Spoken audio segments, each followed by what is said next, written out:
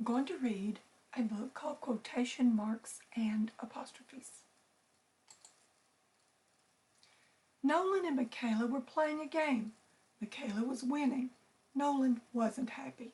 "You can't move there," Nolan said as Michaela took her turn. "It isn't fair." "Don't blame me," said Michaela. "I didn't make up the rules." Says who? There are rules in a game. There are rules in speaking and writing. How we use punctuation is part of those rules.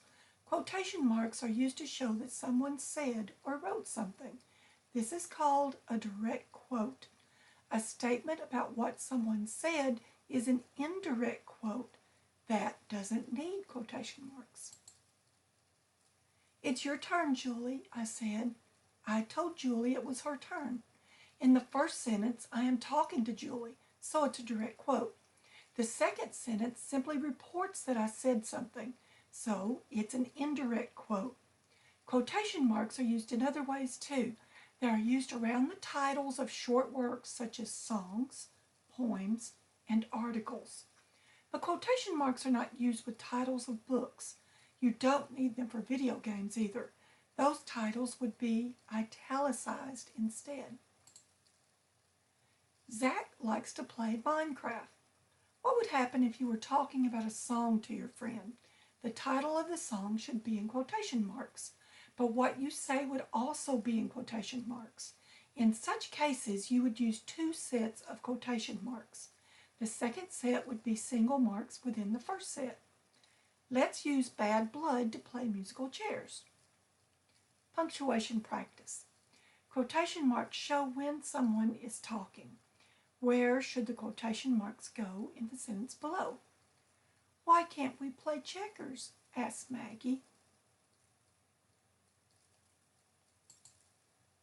Working together. Quotation marks have to get along with other punctuation in a sentence. You may have noticed that periods and commas always go inside the closing quotation mark. Question marks and exclamation points go inside most of the time too. "Did you move the chess pieces?" asked Sarah. When you introduce a quote that comes at the end of a sentence, use a comma before the first quotation mark. The comma lets a reader know that something is coming. This is called setting off the quote. Andy said, "I wish I could play games all day." Sometimes a quotation is split.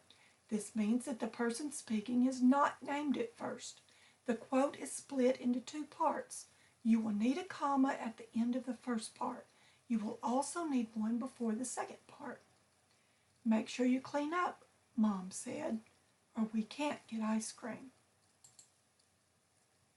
What if you had a quote in the middle of a sentence, but no punctuation? Add the missing punctuation marks to help make sense of the following. "Nick teased, 'I'm taking all the Monopoly money,' and ran away." Can you put the quotation marks where they go? Can you put the other punctuation marks where they go? There's the answer down there. If you can read upside down. You belong to me. Apostrophes show possession. They can also show that something's missing. Did you catch the apostrophe on page 15? Can't is a contraction for cannot. It's a shorter way of saying that word. Other contractions with the word not include don't, won't, isn't, shouldn't, couldn't, and haven't. Those contractions are all from two words. Possessives are shown in two main ways. For a singular noun, you use an apostrophe and an S. For most plural nouns, you just add an apostrophe. Laura's deck of cards flew off the table. There was one Laura, so it's apostrophe S. The rabbit's game of tag was interrupted. There's more than one rabbit, so it's S apostrophe. What if that second sentence said this instead? The rabbit's game of tag was interrupted. It wouldn't be a very fun game for one rabbit. Putting the apostrophe in a different place changes the meaning of the whole sentence. plurals do not end in S. They follow the rule for singular possessives. The children's board games covered the floor. Children is plural, but you use an apostrophe S. Where would you add an apostrophe to show possession in the following sentence? Did you see Emily's score?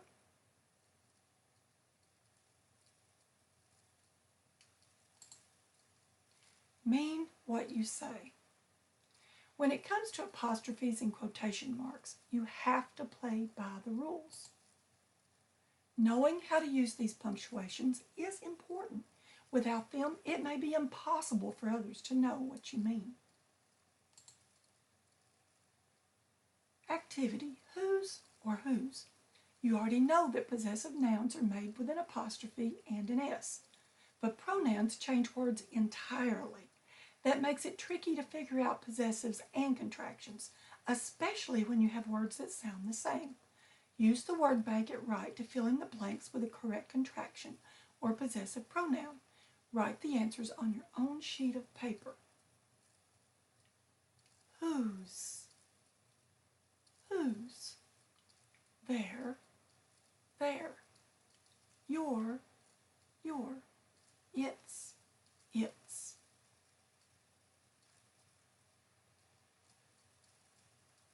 I'd like for you to pause the video and do that.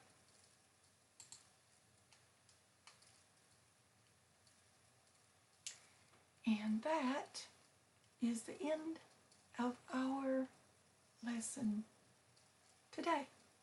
Have a good week.